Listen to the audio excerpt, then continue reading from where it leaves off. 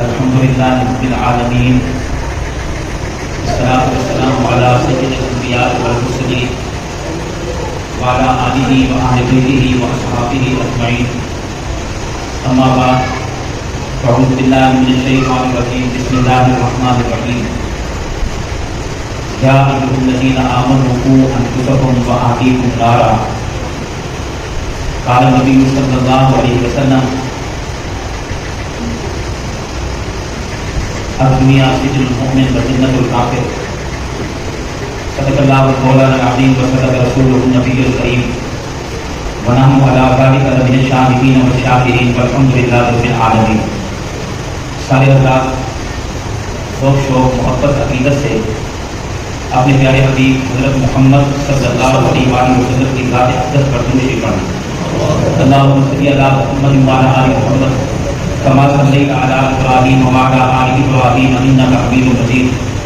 اللهم بارك على محمد وعلى آل محمد كما باركت على ابراهيم وعلى آل ابراهيم انك حميد مجيد. میرے بھائیوں دوستوں بزرگوں، جیسا کہ آپ کے علم میں ہے کہ یہ ایک تبلیغی اسلامی پروگرام ہے. اس پروگرام کا مقصد جیسا کہ آپ کو معلوم ہے، آپ کے علم میں ہے کہ ہمارے علاقہ سے پہلی دفعہ کچھ نوجوان 4 مہینے کے لیے جا رہے ہیں. اور کہ اللہ تعالیٰ کی طرف سے علاقے پر رحمت کی نظر ہے کہ اللہ نے الحمدللہ اس کو قبول کیا. اللہ باقی جو بھی ارادے کر رہے ہیں ان کو بھی توفیق نصیب کرے. انشاءاللہ یہ کام چل پڑا ہے. اب قیامت تک انشاءاللہ یہ رون کے بہانے جلدی رہیں گے. بہت انشاءاللہ. میرے بھائیوں،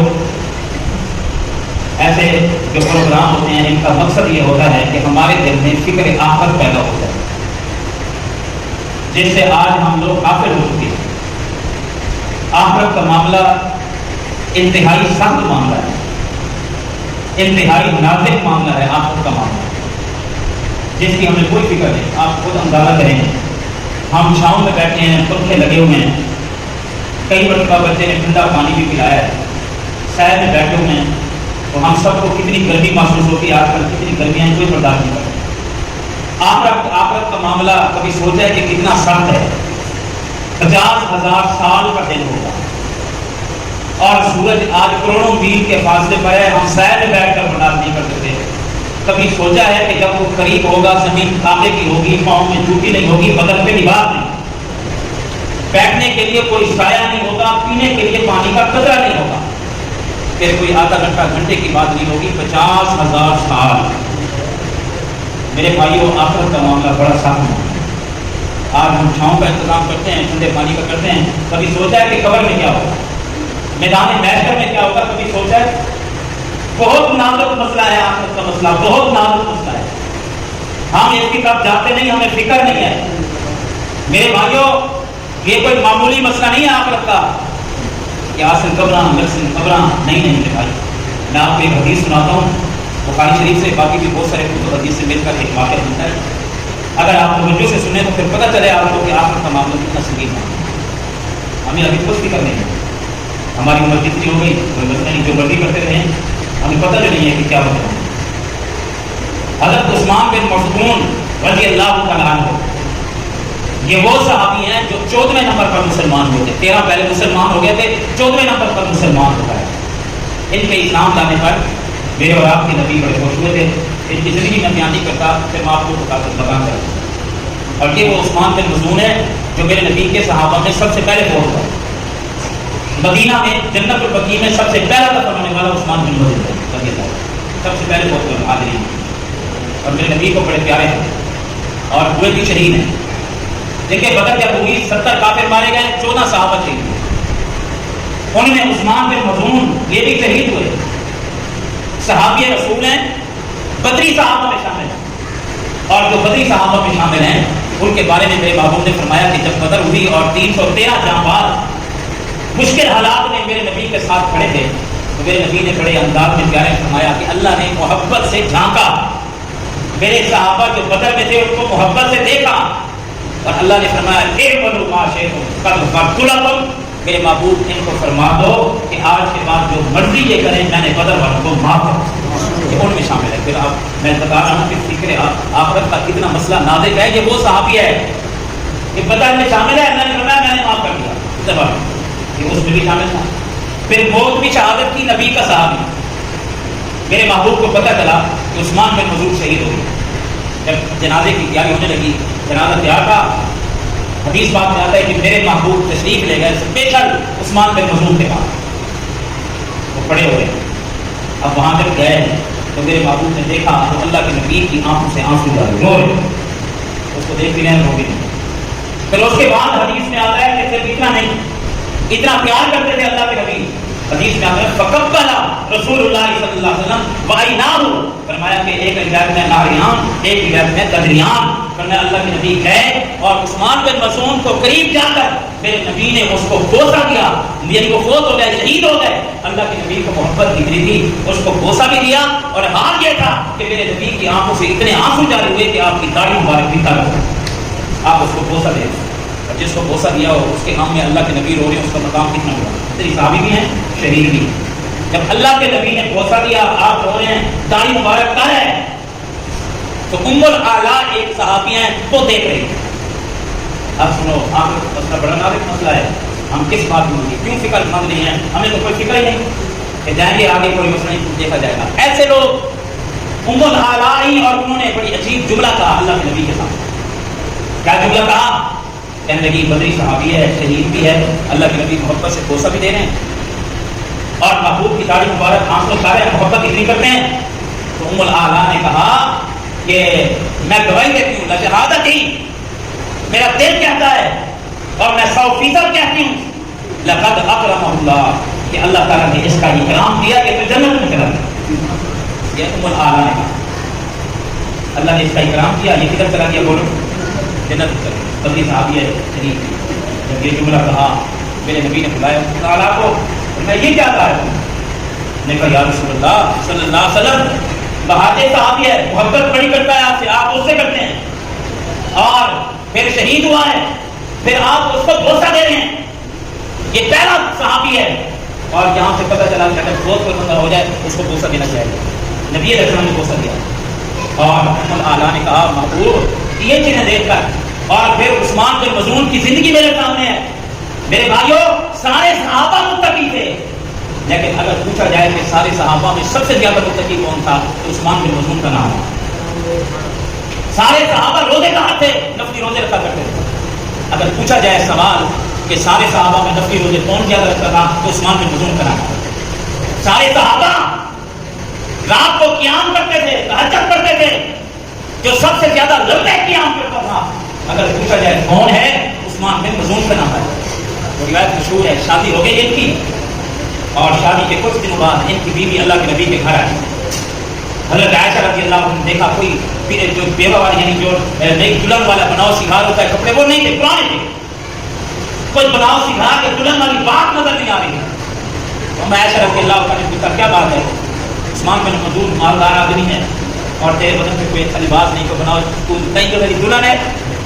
انہوں نے کہا مجھے بناؤ سنگھار کی کیا ضرورت ہے, کیونکہ میرا خامن دن کو روزے رکھتا ہے, رات کو قیام کرتا ہے, جب وہ میرے پاس نہیں آتا تو مجھے بناؤ سنگھار کرنے کی ضرورت بھی نہیں ہے. ہاتھ دن روزہ عشاء کے بعد پڑھیں, صبح کرتے ہیں. اگر پوچھا جائے کون ہے نفل پڑھنے والا سب سے زیادہ, تو بتایا جائے گا عثمان بن مظعون رضی اللہ عنہ. ایسا صحابی ہے. میں بتا رہا ہوں فکر آخرت کرو, فکر آخرت کرو. یا رسول اللہ, میں نے اس وجہ سے کہا, تو محبوب نے عثمان بن مظعون کو بلایا, اور میں تیری بیوی کے کپڑے دیکھ کر, کیا تجھے پتہ نہیں ہے, اِنَّا لِزَوْجِكَ عَلَيْكَ حَقًّا وَإِنَّ لِعَيْنِكَ عَلَيْكَ حَقًّا, تیرے جسم کا بھی تیرے اوپر حق ہے, آنکھوں کا بھی حق ہے, بیوی کا بھی حق ہے. کچھ قیام کیا کر, کچھ بیوی کے حقوق ادا کیے کر. وہ تو ماننے والے تھے, پھر وہ کیا کرتے تھے, آدھی رات سو کر آدھی رات کھڑے ہوتے, اور صبح کی اذان تک وہ تہجد پڑھتے اللہ کے سامنے روئے. پھر ان کی بیوی آئی تو بناؤ سنگھار بھی کیا ہوتا, اچھے کپڑے پہنے تھے, تو کہا کہ آپ میرے سامنے کو میری حاجت ہے, یہ مسلمان سے دشمن ہے. رات کو قیام کریں, دن کو نفلی, سب سے زیادہ وہ کرنے والا صحابہ میں کون سا بولو. میرا آغاز یہ زندگی دیکھ کر فرمایا کہ عثمان کے مظلوم تیرے مزے ہیں, اللہ نے تیرا اکرام کیا ہوگا, تو جانتی ہے. آگے محبوب نے فرمایا کہ یہ تم نے کون سا جملہ کہہ دیا, آگے سنو. فرمایا ام الاعلیٰ, تو آخرت کا معاملہ اتنا آسان سمجھ رہی ہے. آگے جو اللہ کے پیغمبر نے فرمایا, فرمایا ام आला, ये तो उस्मान के मजून है, मा अदरी माना रसूलुल्लाह मा युफालु बी, हालांकि मैं मोहम्मद अल्लाह का रसूल हूँ, मुझे भी पता नहीं मरने के बाद मेरा क्या हशर होने वाला है। तो इसके बारे में कहेंगे ये जनती है। आखिरत का मामला इतना आसान नहीं है कि तुम किसी के बारे में ग्रंथेड कहे कि ये जनती है। मैं मोहम्मद रसूलुल्लाह अल्लाह का रसूल होकर नहीं जानता कि मेरे साथ क्या होने वाला है। ये हदीस है, मा अदरी, मैं नहीं जानता माना रसूलुल्लाह, हालांकि मैं मेरे साथ क्या होने वाला है। तो इसके बारे में क्या रही है, मैं कहता हूं कि मेरे साथ क्या मामला होगा।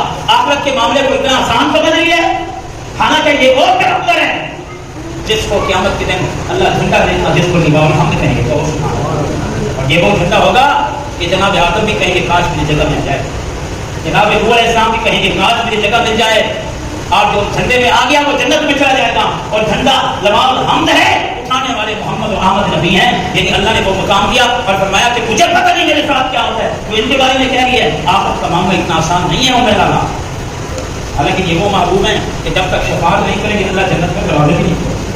मैं इसलिए अपने साथियों से कहता हूँ कि ये गरिया बर्दाश्त किसी से नहीं हो रही। बच्चे बीमार हैं, लोग नहीं बर्दाश्त कर रहे, लेकिन मैं हर जगह कहता हूँ अल्लाह के बंदे पंखे चल रहे हैं, अल्लाह के बंदे फ्रिजों में ठंडा पानी पड़ा है, बोतलें पीने हैं, पंखों में कूलर पे सो जाते हैं। जिसको अल्लाह ने ताकत दी वो एसी लगा के सो जाता है। अगर गर्मी लगती है तो नहा लेते हैं, देहातों में ट्यूबवेल है, लोग वहां जाके नहा लेते हैं। ये तुम बर्दाश्त नहीं कर रहे। कभी सोचा है कि 50,000 साल का दिन होगा, हमारे साथ वहां क्या होगा, उसके सह का इंतजाम किया है या नहीं। ये गर्मी की सोचने की बात नहीं है, उस गर्मी की सोचने की बात है। यहाँ सह है, पानी है, वहां पे कुछ भी नहीं होगा। वो देखो सर है मेरे नबी के पास, झंडा निकाल रहा हूं मेरे नबी के पास। अल्लाह हिसाब नहीं शुरू करते, शफाअत कुबरा का ताज मेरे नबी के पास। हत्ता के सबसे पहले जन्नत का दरवाजा खटखटाने वाले वो भी मोहम्मद मुस्तफा सल्लल्लाहु अलैहि वसल्लम। जब जन्नत का दरवाजा खटखटाएंगे तो इसका कहेगा मन अंतर, कौन है आप? बाबू फरमाएंगे आना मोहम्मद रसूलुल्लाह सल्लल्लाहु अलैहि वसल्लम। तो फरिश्ता कहेगा हाँ हाँ अल्लाह ने मुझे 18 साल पहले पैदा किया, जन्नत के दरवाजे पे खड़ा कर दिया, मैं खड़ा हूँ उस वक्त से, और मुझे आदर है कि तब तक जन्नत का दरवाजा न खोलना जब तक मेरा मोहम्मद आकर न खटखटाए। वो नबी फरमा रहे मा आदरी मा युफअलु आला, ये क्या बात कर रही हो, मैं मोहम्मद भी नहीं जानता मेरे साथ क्या होने वाला है, तुम इसके बारे में कह रही हो। आखिरत का मामला आसान नहीं है। उम्मुल आला डर गई, उन्होंने कहा कि मैंने कैसी बात कही, डर गई वो, कहने लगी या रसूलुल्लाह सल्लल्लाहु अलैहि वसल्लम अल्लाह इसका इकराम नहीं करेगा तो फिर किसका करेगा? महबूब ने फरमाया ये अल्लाह की मर्जी है, मैं भी नहीं जानता कि मेरे साथ क्या मामला होने वाला है।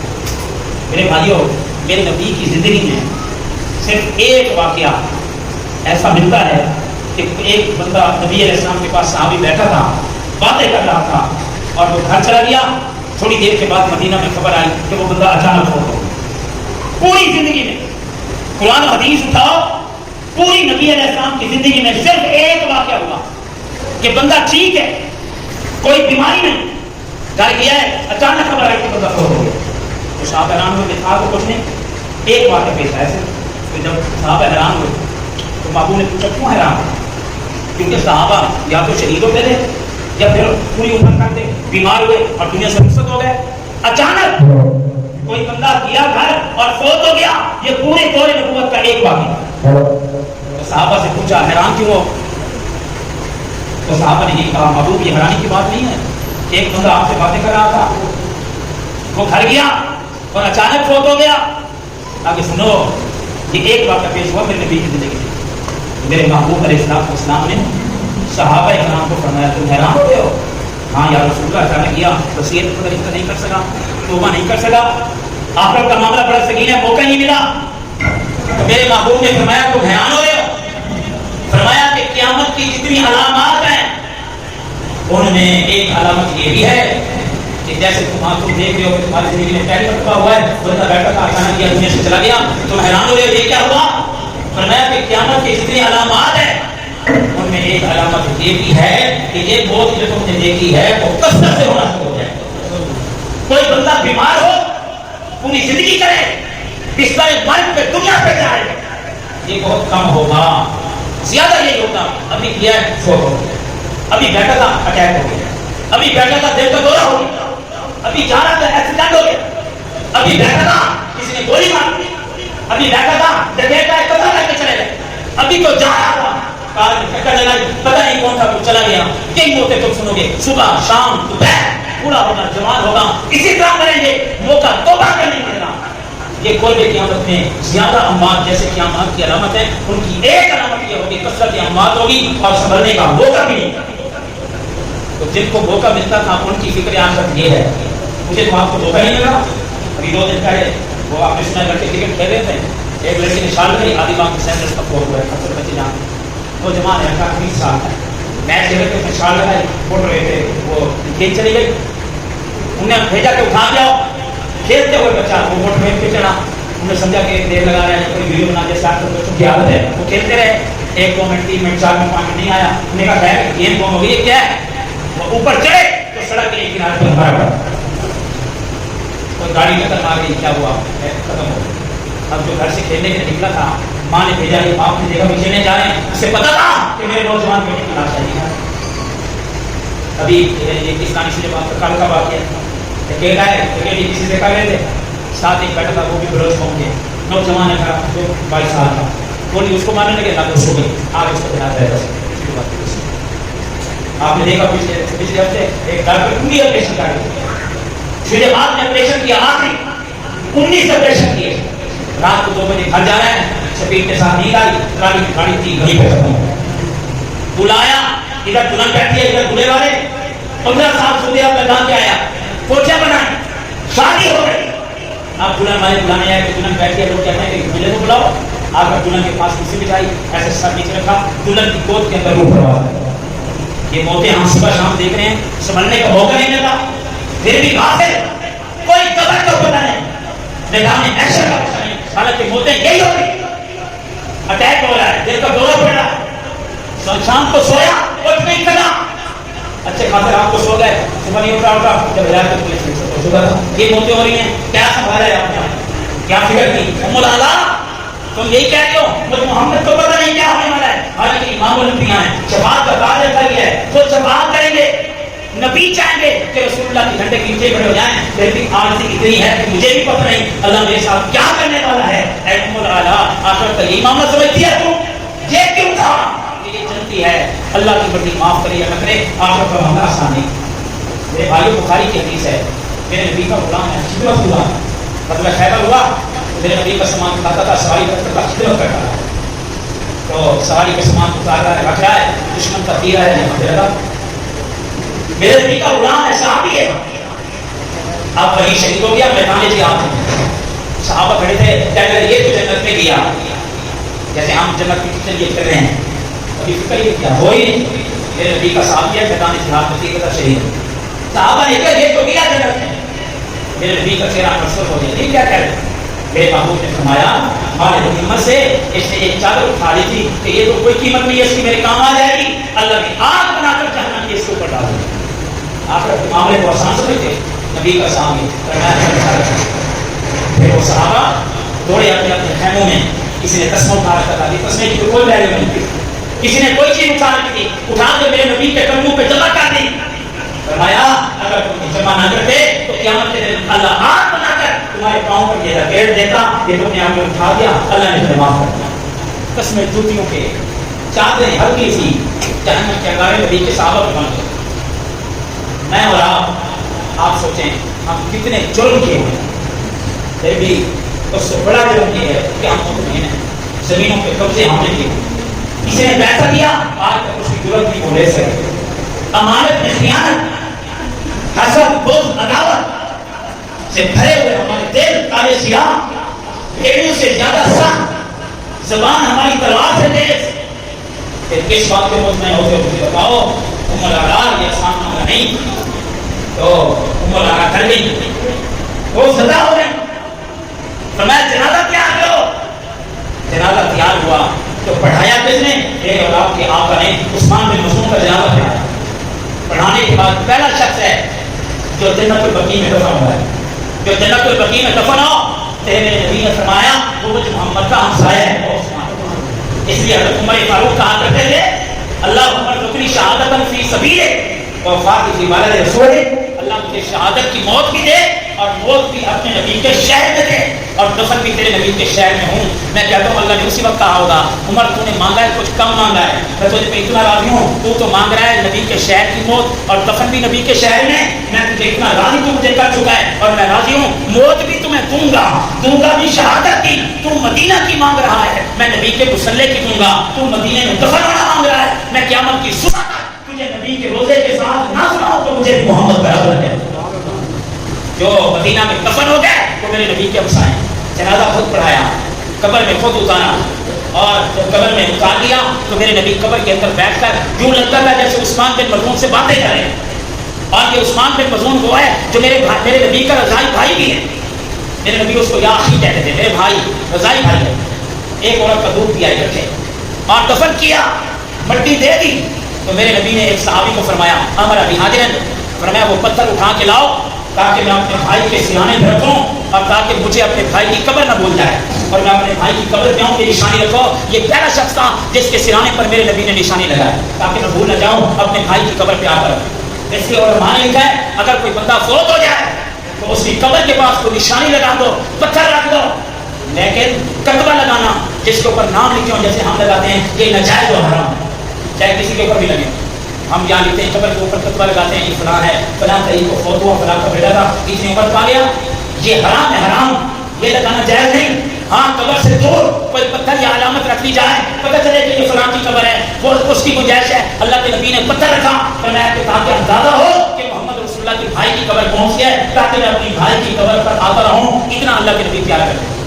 اور پھر اس سے بڑھ کر آگے سنو, فکر آخرت کرو, فکر آخرت کرو. میرے نبی کا بیٹا ہے ابراہیم, فوت ہوا 18 ماہ کی عمر. کتنے ماہ بولو, 18 ماہ ہوتا ہے 1.5 سال. میرے نبی علیہ السلام نے ایک جو لوہار تھا تین, اس کو کہتے ہیں عربی میں, اس کو دیا پرورش کے لیے. اتنا میرے کے بیمار ہیں, میرے محبوب کی گود میں صرف 1.5 سال 18 ماہ کی عمر میں میرے نبی کا بیٹا ابراہیم میرے نبی کی گود کے اندر تھا. میرے نبی روئے تھے اور اس کی روح پرواز ہے. اللہ نبی کی گود میں روح کیوں پرواز ہو رہی ہے؟ تاکہ لوگوں کو عقیدہ مل جائے کہ جب اللہ مارتا ہے تو دنیا کی کوئی طاقت نہیں بچا سکتی. یہ موت وہ چیز ہے جس میں وحی بھی محتاج ہے, نبی بھی محتاج. باقی وہ تھا کہ دنیا خوش ہو رہی تھی کہ نعوذ باللہ محمد ابتر ہو گئی, ان کا بیٹا ختم ہو گیا اور ان کا نام ہی ختم ہو جائے گا. میرے نبی کی آنکھوں سے آنسو جاری ہوئے. ایک صحابی نے کہا یا رسول اللہ آپ بھی رو رہے ہیں؟ محبوب نے فرمایا ہاں میں اپنے بیٹے کی جدائی پہ رو رہا ہوں, لیکن زبان سے وہ جملہ نکالوں گا جس سے اللہ راضی ہوگا. میرا دل تو غمگین ہے لیکن زبان سے نہ شکر کے الفاظ نہیں آتے. اللہ تیری رضا پہ محمد راضی ہے, آنکھوں سے آنسو بہتے ہیں. یہ دل کی محبت اور نرمی کی علامت ہے. میرے نبی روتے ہیں اور ابراہیم کا جنازہ پڑھایا. لیکن آپ سنو, جب ابراہیم علیہ السلام وہ اللہ کے نبی کے وہ صحابی وہ بیٹے فوت ہوئے تو میرے نبی نے کیا فرمایا کہ میرے بیٹے کو دفن کہاں کرو؟ فرمایا کہ میرے بیٹے کو آپ عثمان بن مظعون کے پاس کرو. اور فرمایا جب اللہ کے نبی کی بیٹی رقیہ فوت ہوئی, وہ بھی غزوہ بدر کے موقع پر, تو اس وقت اللہ کے نبی علیہ السلام کی بیٹی کی قبر بھی عثمان بن مظعون کے ساتھ بنائی گئی. اور میرے نبی نے فرمایا میری بیٹی تو اس امت کے سرف اور سارے بندہ جس کو عثمان بن مظعون کہتے ہیں اس کے قول و دعا میں اللہ کی راہ کو بھی چلی جا, یہ وہ عثمان بن مظعون ہے. لیکن میرے نبی نے فرمایا ام العالیٰ آخرت کا معاملہ آسان نہیں ہے. اتنی فضیلتوں کے بعد گرنٹی سے نہیں کہا جا سکتا کہ اللہ نے عثمان بن مظعون کو معاف کر دیا کیونکہ آخرت کا معاملہ بڑا سخت ہے. جب اتنے فضائل کے بعد اس شخص کے بارے میں نہیں کہا سکتا, مجھے بتاؤ میں اور آپ کس بات میں. آگے سنیں, پھر حدیث پاک میں آتا ہے ام العالیٰ نے پھر خواب دیکھا. خواب کے اندر دیکھا کہ ایک چشمہ جاری ہے, لوگ پانی پی رہے ہیں. وہ چشمہ جہاں سے آ رہا ہے صاف صاف پانی ہے, اس کی انتہا کوئی, وہ پانی بہ رہا ہے, جاری پانی ہے. تو دیکھا, آنکھ کھول گئی, فوراً میرے نبی علیہ السلام کے پاس آئے. آپ پوچھا اللہ نے کہ یہ چشمہ جو جاری ہے پانی صاف و شفاف ہے, یہ چشمہ کس کا ہے؟ تو بتایا فرشتے نے کہ یہ چشمہ عثمان بن مظعون کا ہے. وہ ایسے کام کر گیا جس کو صدقہ جاریہ کہتے ہیں, اعمال جاریہ کہتے ہیں, اور وہ ایسے کام کر گیا کہ اس کا آج بھی اعمال کا ثواب جاری ہے. اس لیے تمہیں خواب میں دکھایا گیا کہ چشمہ جاری ہے. اس لیے میرے محبوب نے فرمایا نیک اعمال میں وہ اعمال کیا کرو جو جاری ہو, جس کا ثواب جاری ہو.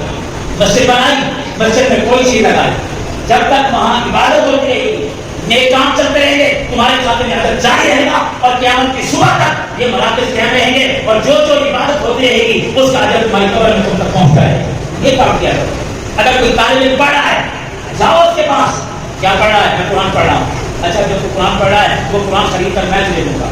ہفتے کے بعد 500 1000 100 اس طالب علم کا خرچہ لگاؤ کہ میں تمہیں دوں گا. کبھی کپڑے نہیں ہیں تو جا کر طالب علم کو کپڑے دو. جب وہ حفظ کر کے باہر آئے گا جب تک قرآن پڑھتا رہے گا ہم دنیا میں نہیں ہوں گے. اس کا اجر قبر میں پہنچ کرے گا. یہ سب کا جائے. اگر کوئی بندہ عالم بندہ ہے وہ غریب آدمی ہے کتابیں نہیں لے سکتا یا اس کے والدین اس کو خرچہ نہیں دیتے, پوچھو کون سے درجے میں ہو؟ میں فلاں درجے میں ہوں. اچھا اس کی کتابیں 500-600 کی ہیں یا 5-6 ہزار کی ہیں یا 2-3 ہزار کی, ہم کتنا کھا جاتے ہیں. وہ کتابیں میں نہیں کروں گا. آپ نے کتابیں نہیں کی, طالب علم پڑھتا رہا, وہ عالم بن گیا, جب تک کام کرتا رہے گا تو اس کا اجر تمہیں قبر کے اندر پہنچ جائے گا. آپ تبلیغ میں گئے, ایک آدمی گنہگار ہے, ایک آدمی بدکار ہے, آپ کی تبلیغ کی وجہ سے وہ آدمی رائے راست پہ آ گیا, تو جب تک وہ آگے کسی کو دھیان کرتا رہے گا اور آگے عمل کرتے رہیں گے یہ آپ کا صدقہ جاریہ ہے, قبر میں آپ کو اجر ملتا رہے گا. آپ کی وجہ سے لوگ ہی رہتے ہیں, لیکن ہم کسی کو گاؤں پہ لگا دیں گے, ہم کسی کو جوئے پہ لگا دیں گے کہ آپ تمہیں جوا سکھاتے ہیں, کسی کو ہم سود پہ لگا دیں گے. جب تک وہ برائی میں مبتلا ہے تب تک ہمیں وہ گناہ ملتا رہے گا. اس لیے ایسے اعمال نہیں کرنے چاہیے جن کا گناہ جاری رہے. میرے معبود نے فرمایا دنیا میں سب سے پہلا قتل قابیل نے کیا تھا, لیکن جب تک دنیا میں قتل ہوتے رہیں گے تو اس قبیل کو بھی برابر گناہ ہوتا رہے گا, کیونکہ قتل کی ابتدا قبیل نے کی. ہم وہ گناہ کریں گے جو جاری ہیں, بے نمازی بنائیں گے, کہیں گے آؤ سینما لے چلتے ہیں, تمہیں فلم پہ لگا دیتے ہیں, زنا پہ لگا دیں گے, جانوں پہ لگا دیں گے. یہ ایسا گناہ ہے ہماری وجہ سے کوئی بے نمازی بن گیا, عقیدہ خراب ہو گیا, تو اس کا گناہ ہمیں قبر میں پہنچتا رہے گا. تو ایسا گناہ مت کرو جس کا گناہ جاری رہے, ایسے اعمال نہیں کرو جس کے ثواب جاری رہے. تو ام العلا نے دیکھا چشمہ جاری ہے, انہوں نے کہا اس کے کوئی اعمال جاری ہے. تو ام العلا, میں آپ کی بات کر رہا ہوں, حدیث میں نے ایک سنانی ہے, وہ آئے میرے نبی کے پاس, یا رسول اللہ صلی اللہ علیہ وسلم آپ نے آج میں نے عثمان بن مظعون کے بارے میں نے آج عجیب خواب دیکھا ہے. کیا دیکھا ہے؟ میں نے دیکھا چشمہ جاری ہے, صاحب کو شفاف پانی ہے, اور بتانے والے نے بتایا کہ عثمان بن مظعون کے اعمال ہیں. ابھی سنو, جب ام العلا نے یہ بات کہی تو میرے نبی نے فرمایا ام العلا اب تو کہہ سکتی ہے کہ اللہ نے عثمان بن مظعون کو معاف کر دیا. اب کہہ سکتی ہے, اس وقت نہیں, کیونکہ یہ جو اعمال جاری ہیں اب کہہ سکتی ہو کہ اللہ نے عثمان بن مظعون کو معاف کر دیا. میرے بھائیو اس حدیث سے کئی سبق ہمیں ملے ہیں. سب سے پہلا سبق یہی ہے کہ آخرت کا مسئلہ کوئی آسان مسئلہ نہیں ہے, بڑا نازک مسئلہ ہے. یہاں 500 سال عبادت کرنے والا حدیث میں ہے, اللہ کے سامنے گیا, اللہ نے دیکھا 500 سال عبادت کی کوئی گناہ نہیں, شادی بھی پہلے نہیں کرتے تھے, رابانیت تھی. اللہ کے سامنے گیا, اللہ نے دیکھا, فرمایا جا میری گاؤں سے جنت میں جا, میری گاؤں سے جا. اللہ تعالیٰ کو کہنے لگا اللہ تیری گاؤں سے کیوں جاؤں, میں نے 50-500 سال عبادت کی ہے, گناہ بھی نہیں کیے, کم سے کم میرے اعمال کا بدلہ دو, اور آپ کہہ رہے ہیں کہ میری رحمت سے جنت میں جاؤ, میری 500 سال کی عبادت کہاں گئی؟ اللہ نے فرمایا اچھا چلو آپ کے حساب کر لیتے ہیں. تو اللہ تعالیٰ نے ایک روایت میں آتا ہے اللہ نے جو نعمتیں اس کو دی ان میں ایک آنکھ کو ایک گاگل کے بڑے میں رکھا اور باقی اس کی 500 سال کی عبادت کو رکھا. تو 500 سال کی عبادت ایک نعمت کے بدلے میں بالکل ہلکی اور اعمال کو کرو. اللہ نے کہا کہ ایک نعمت کی حساب نہیں دے سکے ہو, باقی نعمتیں جو میں نے پانی پلایا, تمہیں دماغ دیا, سوچتے تھے, زبان سے بولتے تھے, ہاتھوں سے پکڑتے تھے, اولاد دی تھی, ہوا دی تھی, اتنی نعمتیں دی, اب ان کا حساب دو. تو پھر کہنے لگا اللہ مجھے اپنی رحمت سے جنت کرو. میرے بھائی آخرت کا معاملہ آسان نہیں ہے, انتہائی نازک معاملہ ہے. چہروں پہ خوشی نہیں دیکھی گئی, کبھی کسی کو مسکراتے ہوئے نہیں دیکھا گیا. یہ بزرگ گزرے ہیں, پوچھے گئے تو مسکراتے کیوں نہیں, وہ کہتے کیسے مسکراؤں کہ مجھے پتا نہیں ہے کہ قبر میں میرے ساتھ کیا ہونے والا ہے, میدان محشر میں کیا ہونے والا ہے. اس لیے اپنی کی فکر کرو, گھر والوں کی فکر کرو, محلے والوں کی فکر کرو, ہر وقت اللہ کے سامنے رہو. یہ جتنے بھی آسان ہمیں نظر آ رہے ہیں یہ یہی نظر آ رہے ہیں کہ اللہ ہم سب سے ناراض ہو چکا ہے. آج ہم سے ناراض ہے تو یہ حالت ہے. میرے بھائیوں حکمرانوں کو کوسا نہ کرو, یہ جو حالات آتے ہیں یہ ہمارے اعمال کی وجہ سے آتے ہیں. جیسے اعمال ہوں گے ویسے حالات ہوں گے. آج ہم ان کو کوستے ہیں, کبھی اپنے آپ کو سوچا ہے کہ میں کیا کر رہا ہوں, جیسے ہم اعمال کریں گے حالات بھی ویسے ہیں. آج فلسطین میں دیکھو مسلمانوں کے ساتھ کیا ہوا ہے, آپ اندازہ کریں, ہزاروں مسجدیں بمباری کر کے شہید کر دی, اللہ کی مدد نہیں آ رہی. قرآن کے اوراق کو جلا دیا گیا.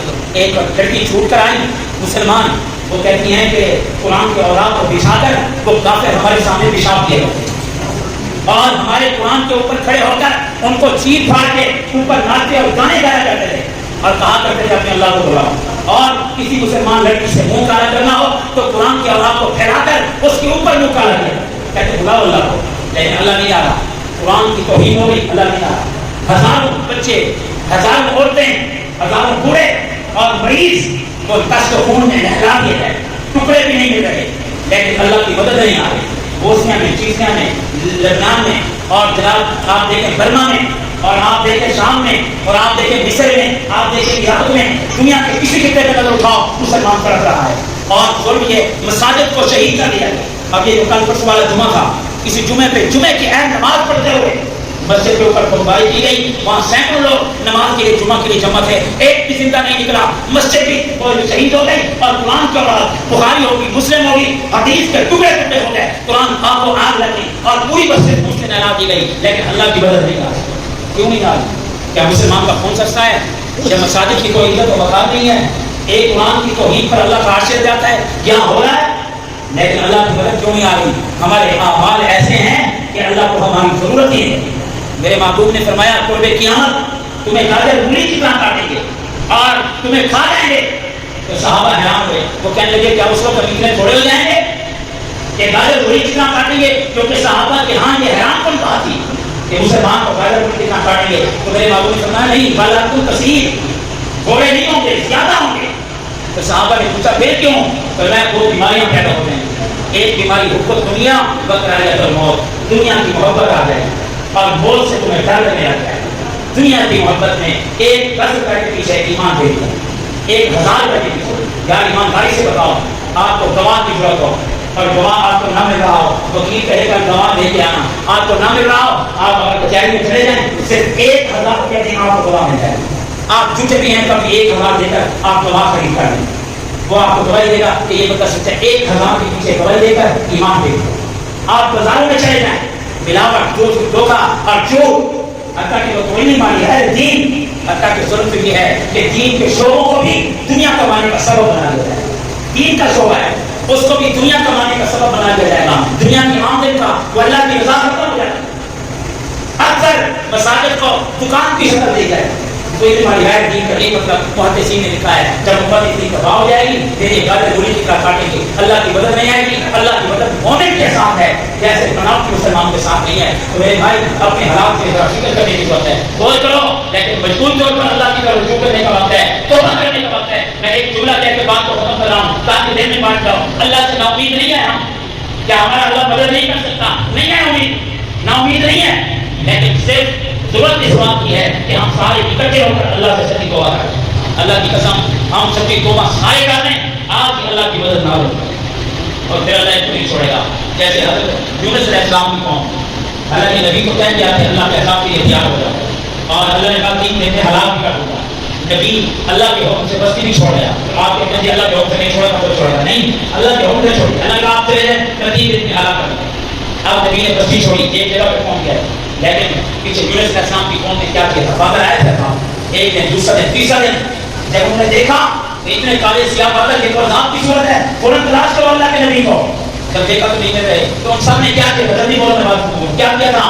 پکڑ گئے تھے نہیں، سب کو اکٹھا کر کے انہوں نے کہا چلو نبی اگر چلا گیا ہے، اللہ کو کہیں نہیں کیا کہ عذاب کیسا ہے، اور سارے دل کے توبہ کرتے ہیں، بڑے بوڑھے چھوٹے بچے ماتا عورت ایک میدان میں کھڑے ہو کے رونے لگے کہ اللہ ہم نے تیرے نبی کو نہیں بات مانی، تیرے نبی کو ناراض کیا، ہم نے تجھے ناراض کیا، اب ہم سمجھتے ہیں کہ یہ عذاب کیسا ہے، تو نے ہمیں معاف نہیں کیا، ہم ہلاک ہو جائیں گے۔ وہ سارے گڑگڑا پڑے، سجدے میں چلے گئے۔ نبی کہہ چکا ہے کہ اللہ کا عذاب آ رہا ہے، خود نبی نے کہا کہ اللہ کا عذاب آ رہا ہے، لیکن توبہ کرنے کی بجائے جب انہوں نے توبہ کر لی، نبی ایک جگہ پہ موجود ہیں کہ ان کو ہلاک ہوتے ہوئے دیکھو، لیکن وہ ہلاک ہونے والے بادل آئے، ایسا ایسا ختم ہو گئے، وہ سارے بچ گئے۔ نبی کی حیران ہو گیا کہ آپ کو کیا معاملہ ہے؟ یہ تو بعد میں اللہ نے بتایا کہ اے نبی آپ بغیر پیچھے چلے گئے، پھر آگے آپ پیچھے چلے جاتے۔ انہوں نے توبہ کی، میں نے نبی کے باوجود، جانے کے باوجود، عذاب کا وعدہ کرنے کے باوجود، ان کی توبہ کی وجہ سے اللہ نے ان کو دنیا میں بھی معاف کر دیا۔ آپ توبہ کرو، بچوں کو نمازی بناؤ، اخلاق پیدا کرو، کسی کو تکلیف مت دو، انشاءاللہ اللہ تعالیٰ آپ کو آپ کی راضی ہو،